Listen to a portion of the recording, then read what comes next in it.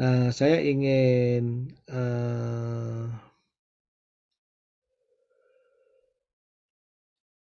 mengutip ya apa yang disebutkan oleh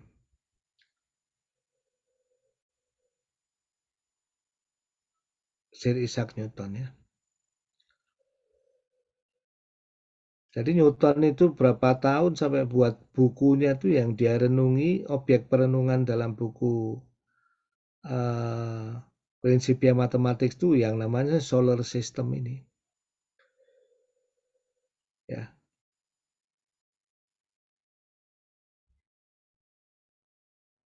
Ini adalah Pak Newton. Nah, ini saya kutip langsung dari bukunya Newton ya. Kalau yang di buku yang saya tulis itu saya kutip dari internet ya. Kalau ini saya terjemahkan langsung dari bukunya Newton yang ada di rumah saya. Saya beli di Amazon tahun 95-an ya. Saya kaget juga waktu pertama baca itu loh. Karena saya pecinta fisika, sangat senang saya fisika dan suka mengejar buku-buku kuno ya. Bukunya Newton, bukunya Euclides ya, dan lain-lain. Jadi buku Newton itu sekali lagi saya ulangi adalah buku filsafat ya. Hanya sangat syarat matematis karena dia di situ melakukan berbagai bukti matematis. Dan historically dulu memang ilmuwan-ilmuwan besar itu sekaligus filsuf, sekaligus fisikawan, sekaligus ahli kedokteran. Baru beberapa abad terakhir ini terjadi fenomena spesialisasi. Jadi Newton mengatakan begini ya, sistem matahari, planet-planet, komet-komet yang amat dan paling indah ini hanya bisa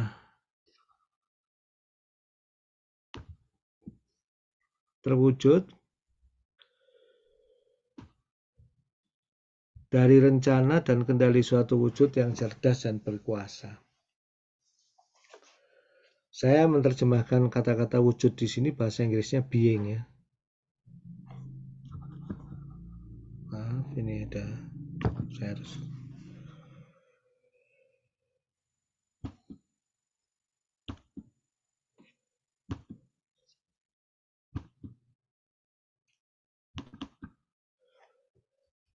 seluruh bintang-bintang tetap. Nah, kalau dalam astronomi dulu ada yang namanya fixed stars ya. Seluruh bintang-bintang tetap dan seterusnya harus tunduk pada kendali yang satu, the one ini. Wujud ini mengatur segala hal, tidak seperti jiwa dari dunia, namun seperti raja atas semua. Tuhan yang Maha Kuasa adalah suatu wujud yang kekal, tak terbatas, dan sempurna secara mutlak. Dia adalah kekal, tidak terbatas, Maha Kuasa, dan Maha Tahu. Ini betul-betul saya menggunakan kalimat aslinya Isaac Newton yang saya terjemahkan bahasa Indonesia. Jadi kalau berdasar prinsip kausalitas ini kita urut kira-kira urutan logik yang diberikan oleh argumentasi Newton itu seperti ini ya. Solar system yang amat dan paling indah tertata dengan tatanan yang sangat baik, bahkan matematis ya. Bahkan sangat matematis. Matematikanya ya 4 hukum Newton itu yang bisa menjelaskan solar system itu. Nah, kemudian berikutnya sesuatu yang tertata dengan tatanan itu membutuhkan sebab ya, yaitu membutuhkan penata sebagai sebab yang menata. Sehingga bisa disimpulkan ada penata yang menjadi sebab tatanan solar system yang demikian indah dengan tatanan yang sangat baik. Menarik untuk diceritakan bahwa Newton itu punya buku kira-kira 40 halaman lebih ya. PDF-nya saya rasa nyebar, dibeli di Amazon tuh juga ada. Saya pernah beli ya. Dulu nggak jago download zaman tahun 95 apa itu masih jarang lah ya. Silahkan Jumatan Pak Syakir ya, di Palestina Jumatan ya. Titip doa ya. Oke. Jadi Newton itu pernah menulis surat ya pada temennya yang namanya Dr. Bentley. Kira-kira surat kumpulan suratnya itu kira-kira 40 halaman ya. Saya beli itu. Itu hurufnya agak lucu ya. Buku itu kalau nulis S itu kayak integral itu. Itu cuma surat Newton pada teman dia yang namanya Dr. Bentley. Itu isinya hanya membuktikan ketunggalan Tuhan. Dan argumennya mirip tentang solar system ya. Jadi itu sebetulnya satu fakta yang sangat menarik bahwa salah satu karya sains terbesar sepanjang sejarah manusia, saya tidak mengatakan satu-satunya ya, tapi rasanya melihat karya sains yang saintifik yang sebesar karya Newton itu jarang. Jadi saya katakan salah satu karya saintifik yang terbesar sepanjang sejarah manusia itu sebetulnya motivasi utamanya adalah membuktikan ketunggalan Tuhan ya. Jadi nggak pernah, sebetulnya bagi Newton misalnya dia tidak pernah ada evidence apapun bahwa Newton itu percaya bahwa dunia itu hanya yang diindera dan lain-lain seperti klaim sebagian filsuf ya. Nah, runyamnya filsuf itu mengatasnamakan sains, bahwa justru setelah fisika Newton itu ditemukan, teknologi tinggi itu ditemukan, manusia nggak butuh lagi Tuhan. Itu yang disebut krisis manusia modern yang ditulis oleh banyak penulis ya. Nah, itu mengenai kausalitas. Nah, sebagian dari filsuf itu sebagaimana filsuf positivisme radikal itu mencoba mengeradikasi atau menolak prinsip non-kontradiksi, sebagian dari filsuf itu juga menolak eksistensi prinsip kausalitas. Buat mereka kausalitas itu nggak ada, yang ada itu cocokologi ya.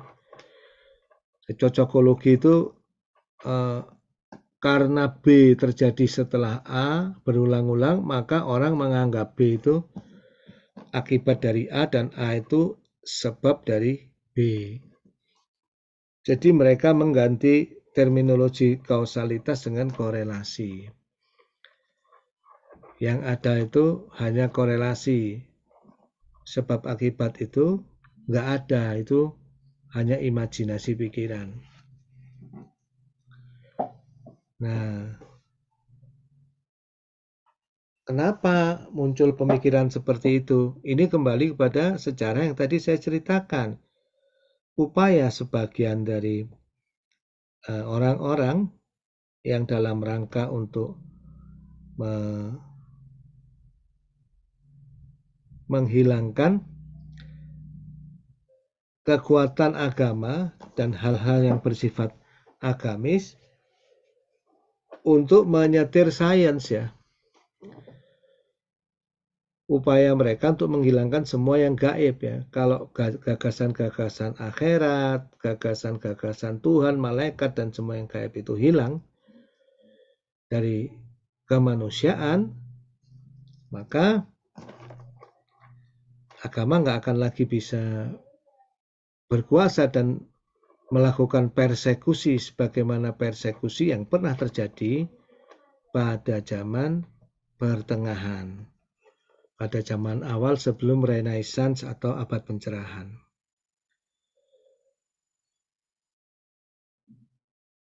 Ya, itu motivasinya ya. Nah,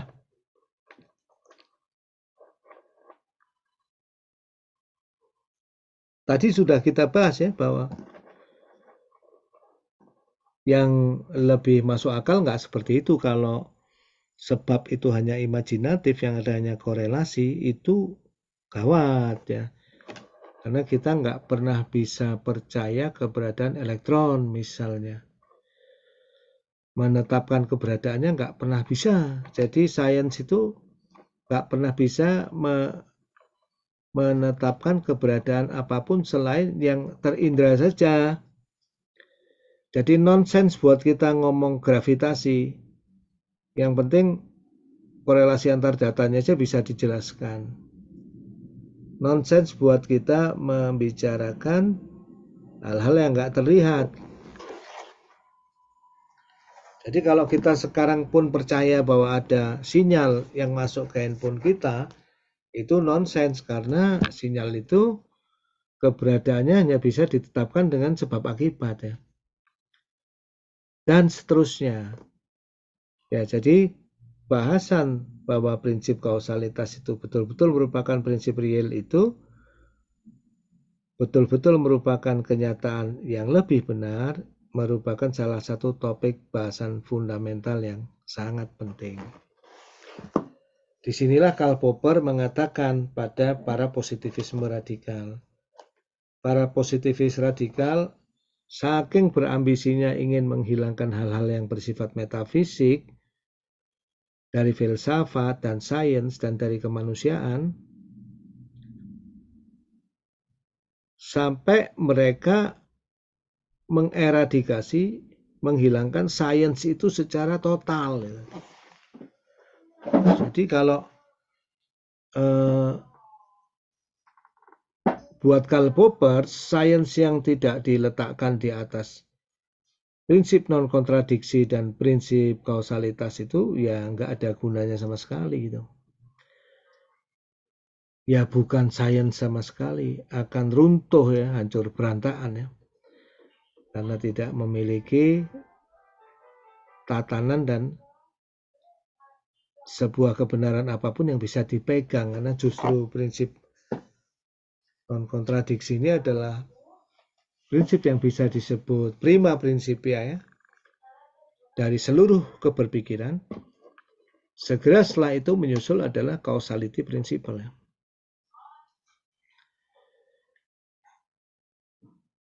Dan ternyata memang hanya dengan dua prinsip itu ya, selain orang itu bisa bergerak menuju scientific inquiry, menjawab pertanyaan-pertanyaan saintifik, orang itu juga bisa menjawab metaphysical quest ya, pertanyaan-pertanyaan dasar dalam fitrah manusia. Aku tuh siapa? Aku tuh dari mana? Mengapa aku itu hidup? Hidup itu tujuannya apa ya? Yang merupakan pertanyaan-pertanyaan metafisis ya. Jadi dua prinsip ini punya dua sayap ya. Dia sekaligus membawa manusia ke langit tinggi, ke langit ketuhanan, di mana dia mau nggak mau harus mencari makna hidupnya. Pada saat yang sama, ketika dua prinsip dasar itu digunakan untuk menyingkap realitas-realitas saintifik, maka dia bisa menuntun manusia untuk menuju temuan-temuan yang demikian dasar. Nah, Karl Popper bisa mengidentifikasi hal ini bahwa nggak perlu dikontradiksikan. Dan kita menjadi seorang saintis itu sama sekali tidak harus mengeradikasi dua prinsip ini. Prinsip-prinsip fundamental filsafat sains, yaitu prinsip non-kontradiksi dan prinsip kausalitas ini. Malah harus mengambilnya sebagai prinsip-prinsip yang paling fundamental. Ya, jadi ini penjelasan mengenai prinsip kausalitas ya. Silakan nanti bisa didalami lebih lanjut di buku itu ya yang sudah kita susun, dan di video-video ajar tahun lalu itu ya. Pak Amir mungkin nanti bisa di-share ya yang terkait prinsip kausalitas dan prinsip non-kontradiksi. Saya break dulu 5 menit, barangkali nanti Anda akan tanya. Kalau nggak tanya, nanti saya akan closing ya kuliah ini dengan membacakan surat Albert Einstein pada putrinya.